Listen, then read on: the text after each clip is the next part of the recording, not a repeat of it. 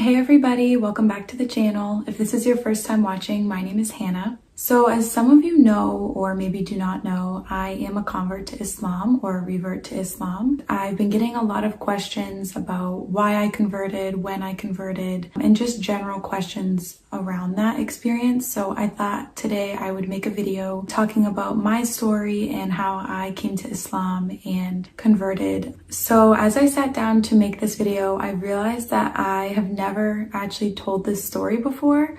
It's not something that I really talked about before, so hopefully this story isn't too all over the place and it makes sense, and it kind of is just a succession of a lot of events in my life that have happened over the course of a few years that led me to where I am now.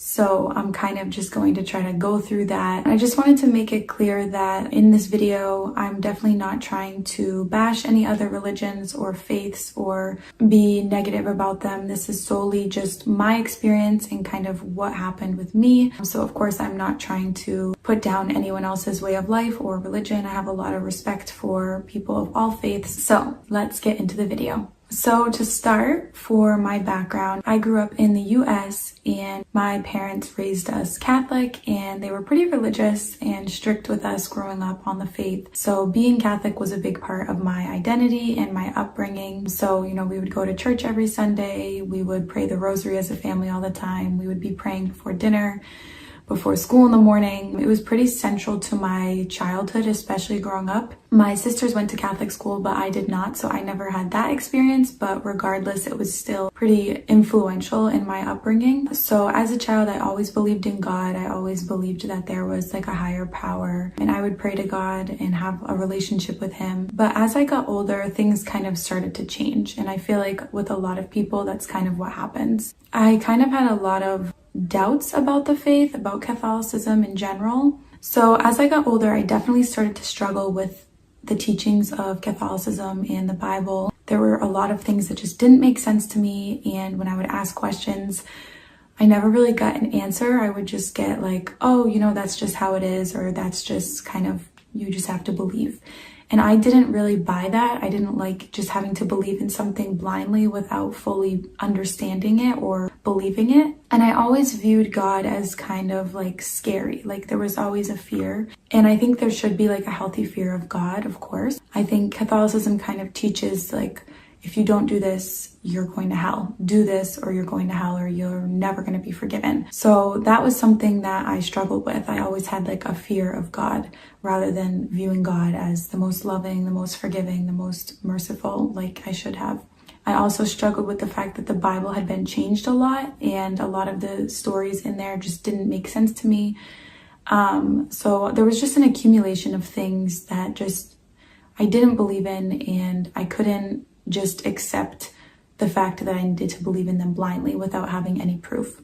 And I think living in the US, a lot of people aren't really religious, and religion isn't something that's talked about a lot. So as a child and when I was growing up, religion wasn't something that I really talked about with people outside of church. It wasn't like seen as cool, I guess, to be talking about God or talking about religion or faith. So it wasn't really a central part of my life. As I got older, it became kind of something where I went to church, I prayed on Sundays, and that was it. I didn't bring God throughout every day of the week. I didn't really make him a central part of my life. And as I got older, I kind of stopped wanting to go to church and stopped wanting to participate, just because when you don't have that foundation of belief, it's hard to want to enter into the religion. As I got older, I just felt like I was going to church because of my parents. It wasn't because that I believed in it. It was because that's what my parents believed in. That was what I was raised. So that's kind of what I have to do. That's like the way it is. So as I got older, I definitely moved more away from God. I didn't really feel connected to the faith. I didn't feel connected to the religion. So I moved away from church, and I moved away from Catholicism in general. And this was about the time when I was starting college. So as with a lot of people, you're kind of trying to branch out and learn more about the world, kind of trying to seek out more knowledge. And I was trying to find myself. And it was at a point in my life where I felt really like directionless and at times like hopeless, and I felt like I needed some structure in my life. And I ended up kind of missing going to church and having that like feeling of tradition and consistency because it was familiar to me. So I tried going to Catholic church again, and it just didn't really make sense to me. So I decided to look into going to a non-denominational Christian church. So I would go on Sundays to the non-denominational Christian church, and that was so different from anything I had ever experienced. It was like the polar opposite of what Catholicism was. Very different, and I had never really seen outside of what Catholicism was. So it was like a kind of like a shock to me. So like it was a lot of singing and music, and they had like a screen that had the music lyrics, so it felt kind of like karaoke. The pastor would always give really good sermons, and you would leave there feeling really good. But I remember always leaving and like feeling like that didn't feel like church to me. It didn't feel like religion, and I felt like I wanted more out of it. So like, yes, I would always feel really good, and like the pastor would always make the sermons really relatable, and I didn't feel that fear of God like I did in Catholicism. But regardless, I didn't really like the experience, and I felt like I missed that tradition and that like structure of Catholicism. So at that point I felt pretty confused because I felt like, okay, well, if Catholicism doesn't make sense to me, non-denominational Christianity doesn't make sense to me, then there's nothing. At that point, the thought of looking into other religions, it wasn't anything I ever thought I could do, and I had never really been exposed to other religions other than Christianity because that's not really taught in public school, and that's not something that I really sought out. And obviously being raised Catholic, you kind of just learn that one way. So I hadn't really been exposed to anything other than Christianity. It was all I knew. So I would never have even thought that I could look outside of Christianity because it was part of who I was. So I kind of became kind of upset and just like kind of resentful at the faith in general, and just thinking like, okay, well, if this doesn't make sense to me, then I guess I am not going to be a religious person. I'm not going to have faith because I don't believe in any of this. And even though I believed in God, I couldn't find that connection. I couldn't find a religion that made sense to me. So that was definitely a difficult period in my life where I felt like kind of directionless and I didn't know kind of what to do. So as I mentioned, at this point I was in college, and this is where me and Hassan met, who is my husband now. So the area that I grew up in and still live in now is pretty majority Christian, and there's a very small minority Muslim population. And Hassan was actually one of the first Muslims that I think I ever met. And it wasn't something that I ever really thought much about. It was just interesting that I had never really met a Muslim or been exposed to what they believed in, just because, like I said, I was kind of ignorant to what other faiths kind of believed because I had never sought out that information. So it even seems like so ignorant to say now, but I didn't even know that Muslims and Christians believed in the same God. Like, that's how much I just didn't know about the religion.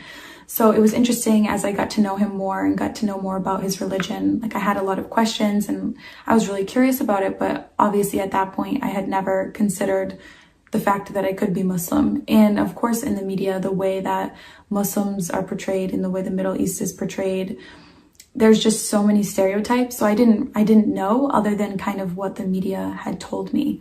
So as a few years passed, we were still in college and we decided that we wanted to enter into a relationship. At this point, he kind of explained to me that in Islam and in his culture and religion, that dating isn't really a thing. You don't date, you kind of get the approval of your families, you get engaged, and you get married. So this was kind of scary for me because we were really young and I had never thought that I would get married at such a young age. To start dating someone that you hardly know, let alone becoming engaged to someone you don't know, is a huge step. So I was like pretty scared at first, and I was like, well, I don't know if that's even something that I can do. Like, it just felt like a big step for me. So I was kind of initially nervous about that. And before that, we had a lot of conversations about God and religion, and I had a lot of questions about Islam, and I had asked him a lot, but he couldn't always answer the questions at least to the extent that I wanted them answered. But at that point, becoming Muslim, again, wasn't a thought, because I knew that in Islamic tradition, Muslim men are able to marry Christian and Jewish women since they're part of the same Abrahamic tradition. So I never saw myself converting, because I knew that it was permissible for us to be together if we wanted to be and if our families approved. So at that point, again, being Christian and Catholic was part of my upbringing and identity. Even if I didn't resonate with the faith, it was still part of who I was, and I didn't want to change that about myself, especially just to get married. So as time passed, we made the intention to get married after we graduated from college. In the summer after my junior year of college, I actually took a trip to the Middle East in Jordan, and that trip was really influential for me in my life and also in my conversion to Islam. So I was selected to participate in a 2-week international workshop in Amman, Jordan. And there I worked with other American students and Palestinian students. And we were learning about youth civic engagement in both of our regions and kind of how youth participate in the civic communities. I went on that trip not really knowing what to expect. This was my first time going outside of the US other than to Canada. And I was so excited to be kind of immersed in another country, in another culture, and kind of have the opportunity to travel outside of where I've lived my whole life. So I went into the trip super excited to meet new people and to learn new things and kind of just be immersed in another culture for a couple weeks. So the entire experience was very short. It was only a couple weeks, but it was honestly a really influential trip, and it was really influential in my life. And while I was there, I definitely got exposed to Islam even more. So because it is a Muslim majority country, I kind of got the opportunity to see what Islam is like in the Middle East and meet Muslim people, Muslim women, hear the adhan every day, 5 times a day. Hearing the adhan every day was something that was so beautiful, even though I couldn't understand it because it was in Arabic. It was just so interesting, and you would just get this like sense of serenity come over you when you hear it. And people literally just stop in the street and start praying when they hear it. So it just felt really interesting to go there because, as I mentioned before, growing up in the US, people really aren't religious here, at least outwardly. But going to a Middle Eastern Muslim majority country, it was really interesting to see how people there value religion so much more and are very outward with the expression of their faith. And there's no like fear, there's no embarrassment about that. It's okay to be religious there, whereas in the US, it's kind of looked down upon to be religious, at least outwardly. So while we were there, some of the Muslims wanted to go to Jummah, or Friday prayer, one of the days, and some of the American students wanted to kind of go to see what it was like. So we went to the mosque, and it was my first time ever going to a mosque or even really seeing one. In the US, at least where I live, like I said, there's a very small Muslim population, so we don't have any like traditional style mosques. They're just kind of like in a strip mall or in like the basement of a church. So there's not really like the beautiful traditional architecture mosques that are all over the Middle East. So it was so nice to just be able to go to a mosque like that and just see the beauty of it. And I really didn't know what to expect going in there for the Friday prayer. Even though I couldn't understand anything and it was in Arabic, it was still a really cool and surreal experience for me because it was unlike anything that I had ever done. We actually ended up praying with them too for the salah, or the prayer after the khutbah. And so I just remember like being next to them and trying to copy what they were doing and trying to make sure that I do all the movements correctly.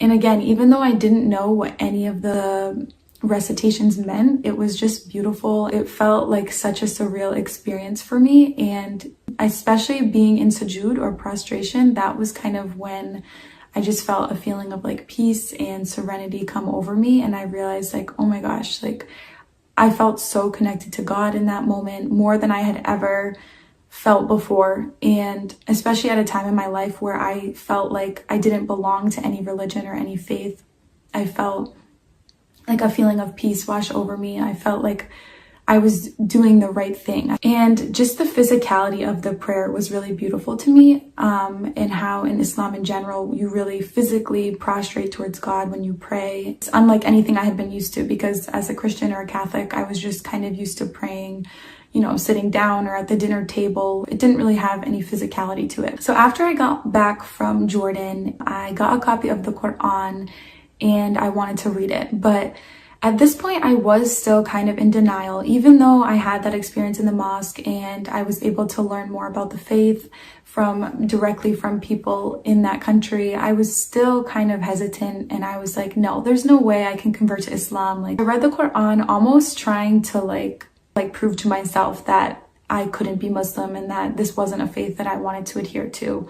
So I read it kind of trying to find something that I didn't agree with or that I didn't believe in.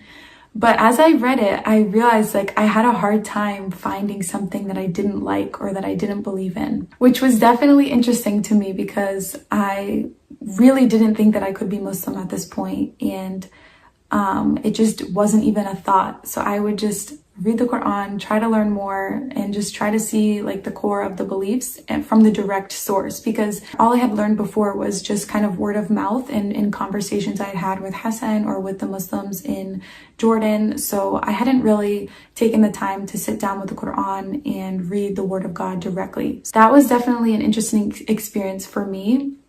At the same time, I would be trying to like learn as much as I could online and watch all these like interfaith discussions. And I kept finding like 9 times out of 10, watching those interfaith discussions, I would agree more with the Muslim imam or scholar, more so than I would with like the priest or pastor who was representing Christianity.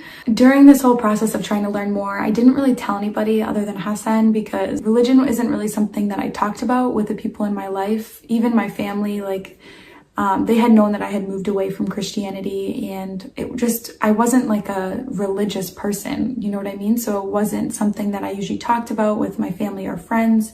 And Hassan really tried not to interfere with the process of me learning, which I do appreciate, because I feel like he wanted me to learn for myself without kind of him putting his own perspective or cultural tradition or understanding on it. So I kind of got to learn on my own, which was kind of overwhelming at first because there's so much information out there and it's hard to know what is true.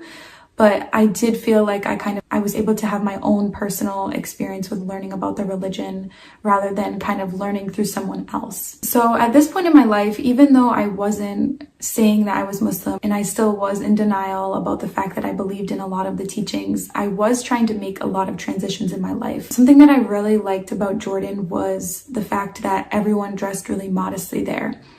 And before we went on the trip, we got like an email from the coordinator, and they said like, make sure that you only bring really modest clothes, make sure that you're like completely covered when you go there, and which was obviously fine with me. I really learned the value of modesty and appreciated that the woman there dressed really modestly. And I feel like in the West, or the US or the West in general, like fashion and trends are so like highly regarded, and you're supposed to kind of just wear what everyone else is wearing, even if it's not modest. And I feel like the fashion in the US is just kind of like, how little can you get away with wearing? And it's just like, I was kind of sick of that, especially after seeing what it was like in Jordan and how like beautiful modesty actually was. I was just kind of like, I don't want to like fall in this trap anymore and dress like this anymore. So I kind of started trying to transition my wardrobe to be more modest. And so I was changing the way I was dressing, and like in subtle ways, I was also changing the way I was acting. And at this point also, I was cutting out a lot of people in my life and a lot of people that I was friends with. And although this was pretty difficult for me because it was a period in my life where I felt really lonely, I felt like a lot of people in my life just wouldn't understand, and also just wouldn't maybe keep me on the right path that I was seeing my life going. So I kind of didn't want to explain myself to these people, and obviously these people knew me as someone who was never really outwardly religious. So to become a completely different person in their eyes and just start being outwardly religious probably would have shocked them. And I just didn't want to go through the process of having to explain myself because I didn't feel like I had to. And I also felt like these people might not keep me on the best path towards where I saw my life going. So at this point, I really was cutting out a lot of people and a lot of friends that I had. So as I said, this was a pretty lonely time for me, and it was really confusing for me because I felt like I couldn't tell anybody. I had no one to talk to about it. But I really thought that this was the truth. After I read the Quran, I realized like, I believe in this. Like, this is kind of what I believe in. And even though I felt at the time like I couldn't convert, I really felt like this was the truth and this was a religion that I could adhere to. So at this point, I was still living with my family and I was really nervous about them finding out. I wanted to try to pray again, kind of to see if I still felt that like closeness with God as I did when I was praying in Jordan for the Jummah prayer. So I like typed up this little like prayer guide for myself, and like I would be praying like at all crazy hours of the night in the dark and just hoping that my family like wouldn't walk in and see me praying. But I just remember still like being in sujood, the feeling of closeness with God that I experienced was unlike anything I had ever felt before. And growing up, I always believed in God, but I just had kind of like ups and downs with my relationship with him. But the feeling that I felt when I was praying, reading Quran, learning more about the faith, it felt right. It felt like a religion that I wanted to be a part of. I felt so close to God, like I had never felt in my life. So just being able to pray was really impactful for me as well. This was around the same time last year and Ramadan was coming up. Hassan asked me if I wanted to try fasting since it was one of the pillars of the faith, and he knew that I was becoming more and more interested in converting. So he said like, okay, why don't you try fasting? And initially I was really nervous and I was like, okay, like I'll fast, but I'll still drink water. And he was like, okay, well, that's not really fasting then. So eventually I did try fasting, and I didn't do it for the whole month of Ramadan, but I did it for a few weeks. And this was like finally it for me. I was like, okay, like I've read the Quran, I've learned how to pray, I've fasted for Ramadan, like I know all there is to know. I was like, this is it. Like I want to convert. The process of fasting was really impactful for me, and I felt a spiritual connection with God, and I was able to cut out a lot of the bad habits in my life and really just solely focus on God. And I felt like I was really connected with the global Muslim community. After Ramadan, I was like, okay, like I think this is it. Like I want to convert. I want to take my Shahada. And honestly, I do wish I did it earlier because I do feel like I waited a long time, just because of my fear of kind of what other people would think. And that's still something that I feel to this day, but I do wish that I had converted sooner because I feel like I definitely waited a long time, but I know it is a big life transition and it was a big change, but I wish I would have converted kind of the moment I realized that this was what I wanted to believe in. So at this point, I knew I needed to tell my parents before I took my Shahada because obviously I was living with them and this was a big part of my life, and having their kind of approval did mean a lot to me. So I did kind of tell them and explain to them like my reasoning, and kind of explained like, okay, like I've done a lot of research, like I know what it's about. And honestly, alhamdulillah, they were very understanding.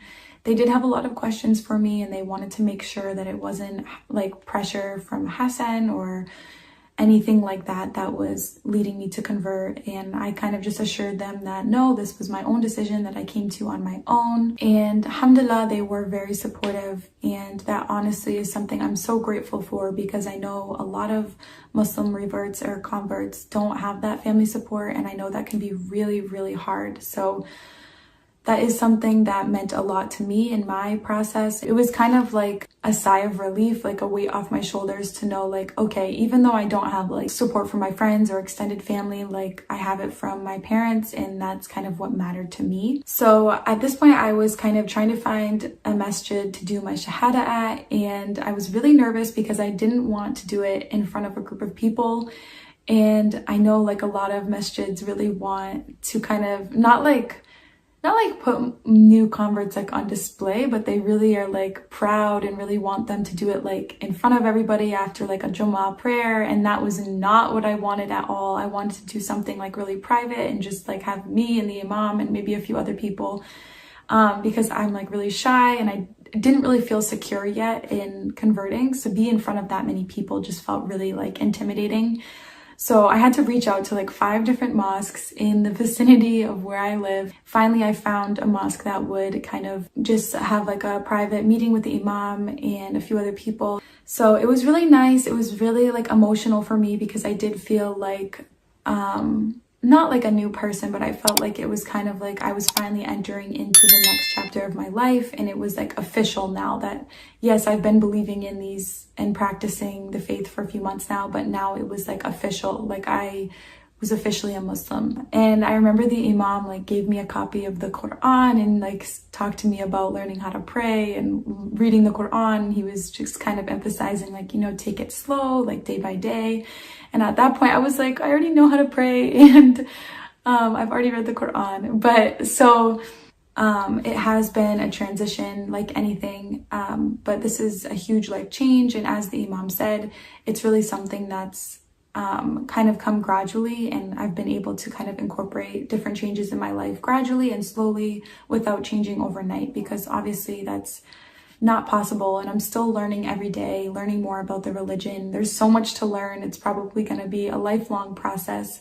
So that kind of sums up my story. It's been about a little over 6 months since I took my Shahada at the masjid, which seems crazy because I can't believe that much time has passed. So I feel like this video is definitely really long, but I was trying to kind of go through every detail and every reason for kind of what led me to convert. And so ultimately, I guess I felt like Islam kind of resonated with me more than Christianity, and I felt much closer to God in the Islamic religion than I did in Catholicism.